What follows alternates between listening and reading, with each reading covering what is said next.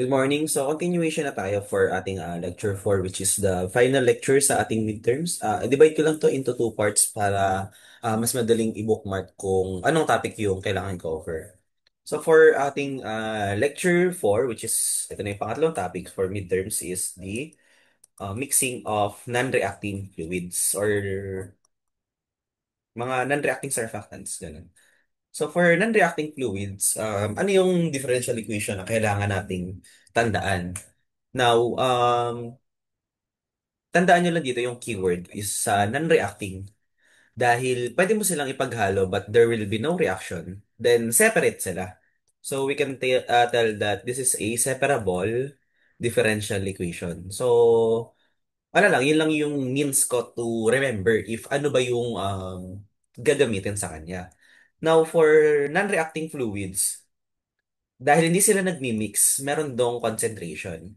And madalas dito, ano ba yung mga example? Let's say, percentage ng alcohol sa isang object or let's say, salinity, percentage ng salt content, yung mga ganyan. So, now, the mixture is assumed to be perfectly mixed.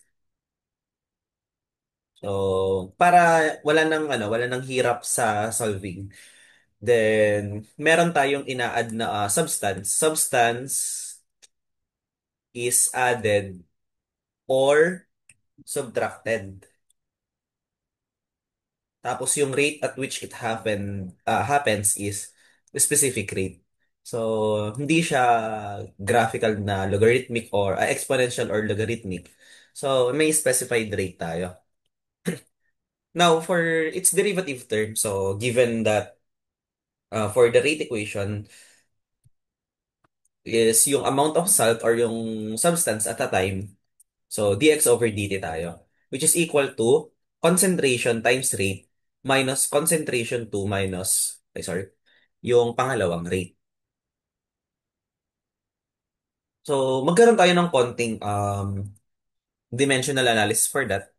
So, what we have here is yung concentration natin, which is given by pounds per gallon. And yung ating rate is gallon per minute. So, ang may iwan sa atin dyan is pounds per minute. Where kung i-check mo yung derivative term natin, differential term is dx is yung amount ng substance which is measured in pounds, tas measured by time t which is minutes. So, through dimensional analysis, malalaman natin na yung formula is correct. However, hindi yan, ito yung rate equation natin. So, hindi yan always natin nakukuha as is. So, nandito naman na yung mga symbol niyan. The C1 is the concentration at the entrance, C2 is exit. 1 is volumetric rate at entrance, then yung kasunod is exit as well. So, ngayon, may mga conditions tayo dyan. Yung sa C2, hindi natin alam yung value niyan, yung sa exit. Madalas kasi yan yung tinata. So, C2, concentration is given by X over V, where X is yung ating amount of salt. Then, ito naman, is yung volume ng solution. So nakita, since pound per gallon yan, then pounds per gallon to, so masasabi natin na tama yung formula for C2. So we have a new differential term, dx over dt is equal to C1R1 equals, minus, rather, x over v times R2. Ngayon, tapos na ba tayo dyan? Hindi pa. How about the volume? So, paano natin masasabi yung full volume niya? Ito ay 0.2. Di ba sa 0.2, may nangyari, may nabago. So, ibigay natin siya using different equation as well. So, we have V minus V0 or yung final minus initial is equal to yung rate at 2.1 and zero point 0.2 times time t. So, we can write na V is equal to, sorry, volume yan, hindi yan velocity. V equals V0 times R1 minus R2 times time t. So, plus yan, sorry. So, ngayon, ito yung pwede nating ipalit for the dx dt equation. So, dx over dt equals C1 R1 minus x over v0 plus r1 minus r2 times time t multiplied all by r2. So, ito na yung ating magiging general equation for general EQ for ating non-reacting fluids. Ngayon, from the first two topics ng lecture 3, parang iba yung equation, di ba? So, engineer, parang bago na to. Pero gawa natin ng paraan para maging kamukha siya ng mga nauna nating topic. Where dito, may callback tayo sa ating prelim topic, which is variable separable nga na equation. So, while may na-introduce na bagong general equation, the process at which we will solve is still the same. So, ready na for a practice problem? Start na tayo. Kuha tayo. So, lagay natin dito yung problem where ang sabi, a tank contains 80 gallons of pure water. So, a brine solution, which is ang brine is pinaghalong tubig sa asin, with 2 pounds per gallon of salt, enters at 2 gallons per minute. So, meron ka ng C1, which is eto. Tapos meron ka, ay sorry, meron kang C1, tapos meron ka na ding rate, which is R1. So, now, nagli-live siya at the same rate. So, ang tanong is, find the amount of salt in the tank at any time. And the time at which the brine will contain 1 pounds per gallon of salt. So, ang sabi, nung una, same rate daw yung pag-exit. So, yung R2 is just the same with R1. So, ano ulit yung hinahanap or yung kulang? So, kulang tayo ng C2. Now, for the formula, dx over dt, write mo yung general equation, di ba? Equals C1, R1, minus x over v v0 plus R1 minus R2 times t times R2. It's a general equation. Kumpletuhin muna natin yung mga uh, given. So for R1, we have 2 gallons per minute. Now for C1, we have 2 pounds per gallon. For R2, we have the same rate, 2 gallons per minute. And for C2, hindi natin alam. So, huwag natin sulat muna yan. We have V0, which is yung initial, 80 gallons daw ng tubig. So, ngayon, ipalit na natin yung mga pwedeng kunin. So, from the equation, dx over dt, sorry, dx over dt equals, so, base tayo dyan, C1R1 is 2 times 2 minus, yung x natin is wala pa, over, yung V0 meron tayong 80 plus R1 minus R2, 2 minus 2 times time t, wala, times R2, which is 2. So, solve natin to. We have dx over dt equals 4 minus, we have here x over 80, since ito ay 0, then 0t na yan. So, x over 80 na lang siya plus 0t times 2. So, dx over dt equals 4 minus 2x over 80. Dx over dt equals 4 minus x over 40. Try natin i-rearrange. Dx over dt plus x over 40 equals 4. Di ba familiar? This is a first order, first degree linear equation.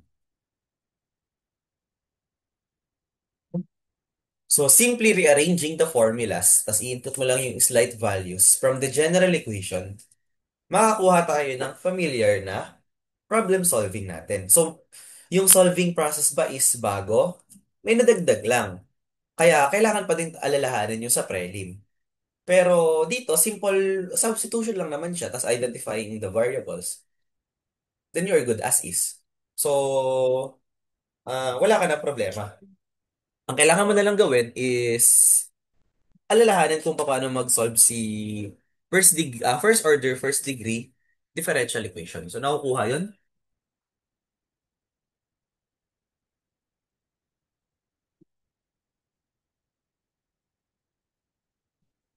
Now, for this one, ilipat na natin sa taas.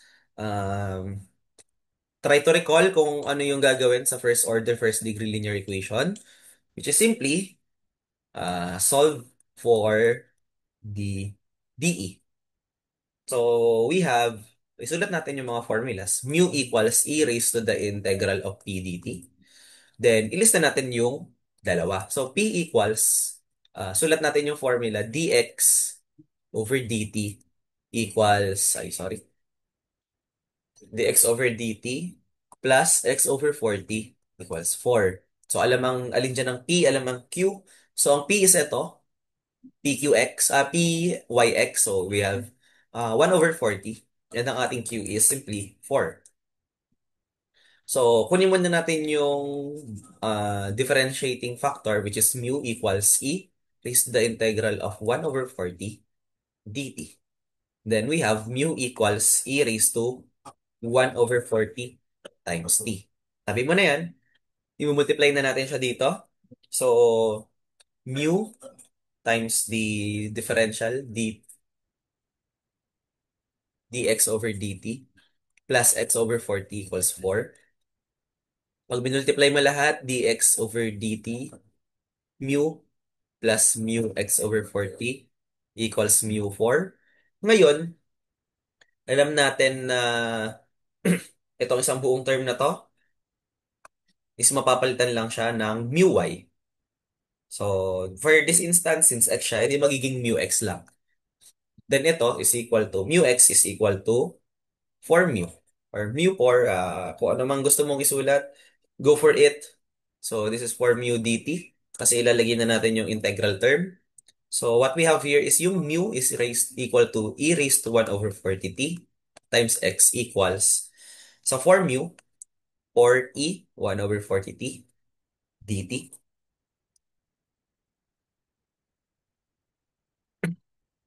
Then we have here x e raised to 1 over 40t equals, ilabas na natin si 4.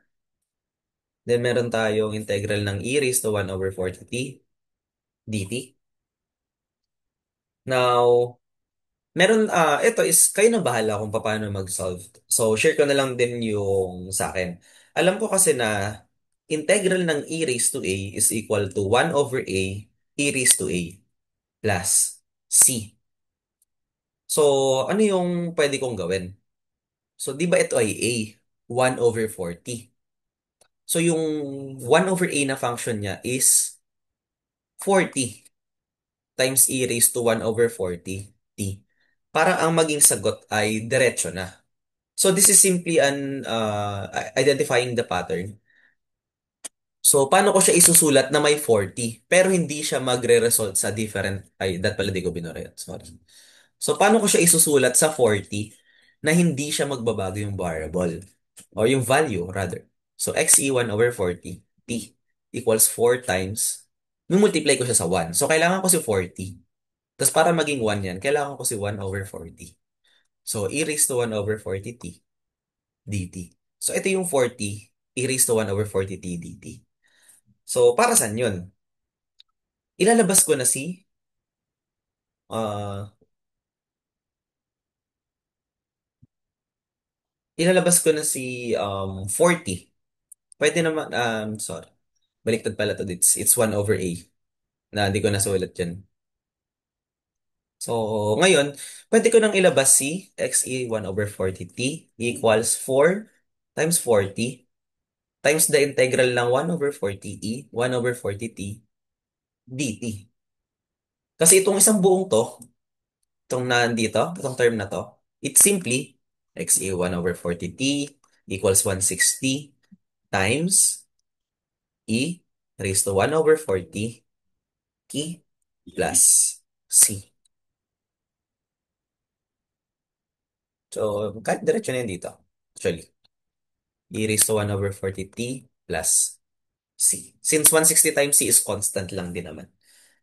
So, ito na yung ating corrected equation for using the variable, separable, and yung first degree linear equation natin.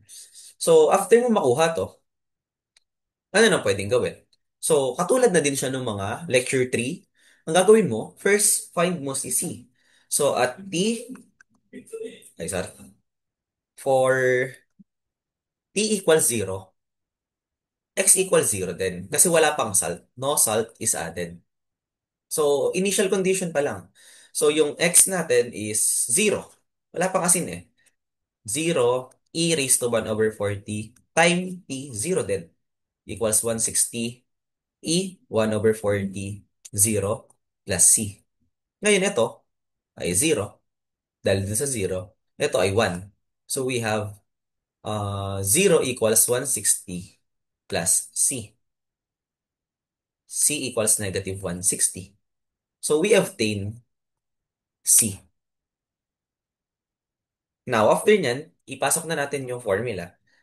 Kunin na natin si, ano nakuha natin? The particular solution. X e raised times 1 over 40t equals, palit lang natin si 160 e times 1 over 40 t minus 160. So we have here the particular solution.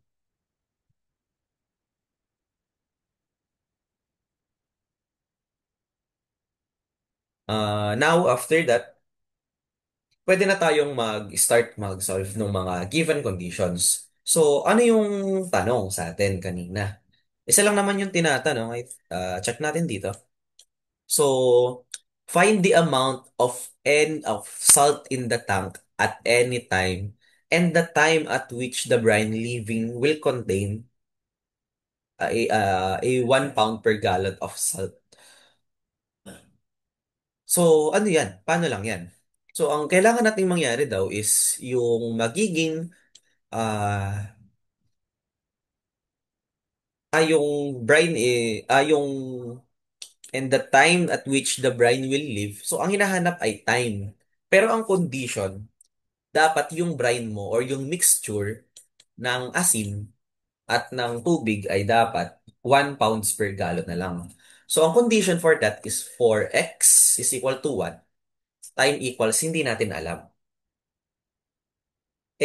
Ang tanong, paano natin makukuha yung si x? So, 1 lang ba yan, diretso? Ang hinahanap kasi is yung for x, di ba? Pag chinek nyo yung dimensions ng x, so asan yun? Ang ibig sabihin ni x is siya yung, hindi ko sinulat dito pero andito. So, ang hinahanap kay x is amount of salt. Ibig sabihin pounds lang to. Pero ang given natin dito is 1 gallon per minute. Dahil ang sabi naman is find it at any time t. So, we are least concerned about the 1 gallon per minute. 1 pounds per gallon. Kasi brine to. So, meron tayong asin at tubig. Pero ang hinahanap natin for x equals 1 is yung dami ng asin. So, paano yan? Meron tayong 80 gallons na VO. So, ano yung nakukuha natin dito? Through dimensional analysis, pag na-cancel mo yan, we have 80 pounds of salt. So, ito yung salt na tinutukoy. So, for x equals 1 pound per minute, actually 80 gallons talaga, 80 pounds talaga to ng salt for any given time. So, ang gagamitin mo for the x value is 80 pounds. Dahil, again, i-check natin si dimensional analysis as early as now para hindi na tayo problemado sa pagpasok sa solution. So, nakukuha. Now, we write again the general differential equation natin, which is xe 1 over 40t equals 160e 1 over 40t minus 160. Now, si x is 80. 80 pounds. So, 80 times e raised to 1 over 40 time t. is equal to 160E. 1 over 40 times T minus 160. Solve natin algebraically. Isolate muna natin si T. So we have 80. Diretso na natin yan. So we have 80E 1 over 40T minus 160E 1 over 40T equals negative 160. Ito, pag pinag-subtract natin, we have negative 80 E 1 over 40T equals negative 160. E raised to 1 over 40T equals negative 160 over negative 80. Which, ano lang yan? Diretso natin dito, putol na.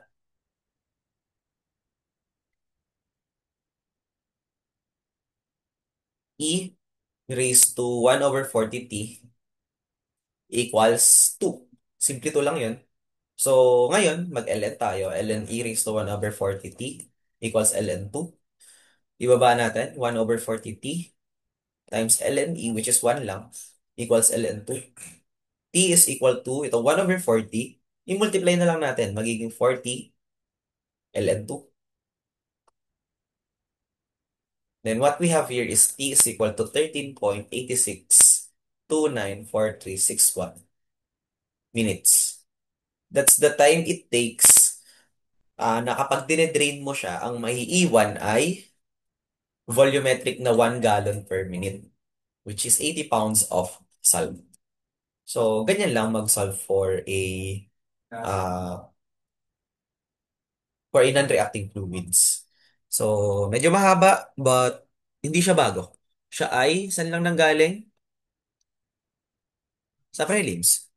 Variable separable equation. Then, ayun, same process lang din naman. Palakihin na natin, tas another practice problem tayo. So, kunin natin to. Now, di ba nag-diretso solving lang tayo kasi medyo madali naman. Pero dun sa part, sa kasunod, di ba, mas maganda kapag masusulat mo siya instead of just yung given. So, ituro ko naman sa inyo ngayon, kasunod is paano siya i-drawing. So, lagay natin dito para naiintindihan nyo din yung flow nung solving. So, din naman kasi sa una-una is puro diretso as is yung given. So, less analysis.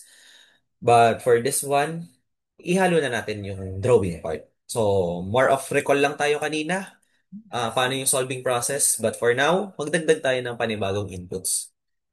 So, eto yung tangke. Di ba si C1R1, so C1R1 is pinapasok mo yung brine solution. C2R2 is nagde-drain. So, ito yung volume natin. To help you visualize. So now, a tank contains 1,500 liters of water. So dito siya. And 20 kilograms of dissolved salt. So fresh water is entering the